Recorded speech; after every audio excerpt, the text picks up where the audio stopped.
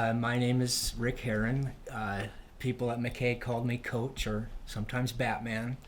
Um, I was at McKay for 28 years, most of it as a teacher and a coach.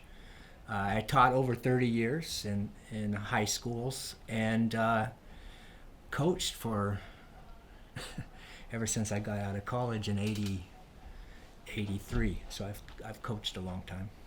And I loved wrestling and I loved the social studies, so it was like a perfect fit. When you're teaching school, the phone will ring and everybody stops and looks at you as you answer the phone. And after a while, I just started saying, "This is Batman." And I only did that for inter school calls. If it was from outside of the school, I didn't say that.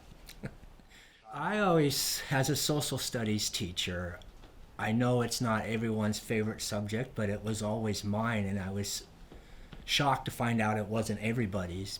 I always felt that if you left my class at the end of a semester and you liked the social studies better, I felt like I did my job because you, as a student, might become more of a lifelong learner because you enjoyed the experience. I was at McKay the first year we were going to have ESL classes, and there was discussion on who was going to teach ESL US history, and I said, "Hey, I'll do that." And I did it, and I think I taught the ESL US history for several years, and I think it was the best decision I ever made. um, I love those kids. Teaching at McKay is really special because it's a very diverse community, and you learn to love that diversity.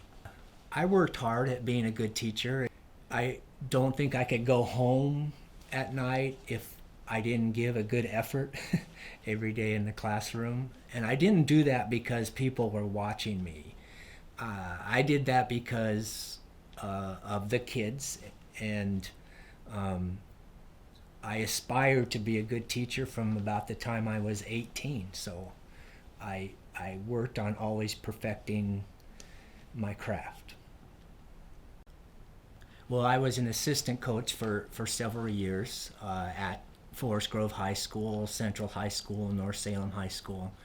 I coached as a head coach at Sutherland for a year, and the job came open at McKay, and I coached there for about 25 years. I loved coaching. I love kids that wrestle. I love all kids, but I think I especially love kids that wrestle. And it was really rewarding for me to coach at McKay because I grew up in that neighborhood, and coaching kids that would be running and training on the same streets that I did meant a lot to me.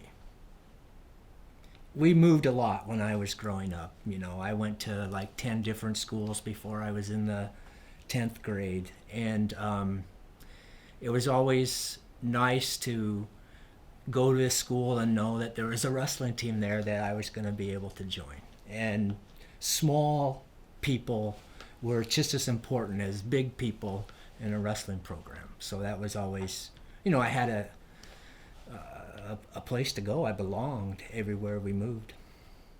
For a coach, that district wrestling tournament is such an emotional roller coaster.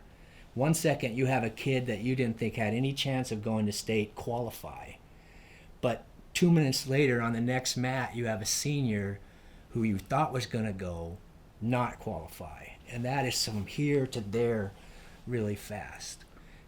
I take those kids that you thought were going to qualify and don't qualify, and I get to them as soon as I can, and I talk to them, and that's when they find out I didn't qualify for state because I don't know if they know that till then. And not making it to state maybe was the best thing that ever happened to me, because I had to take a good look at myself in the mirror, and I had to make some changes about being more coachable.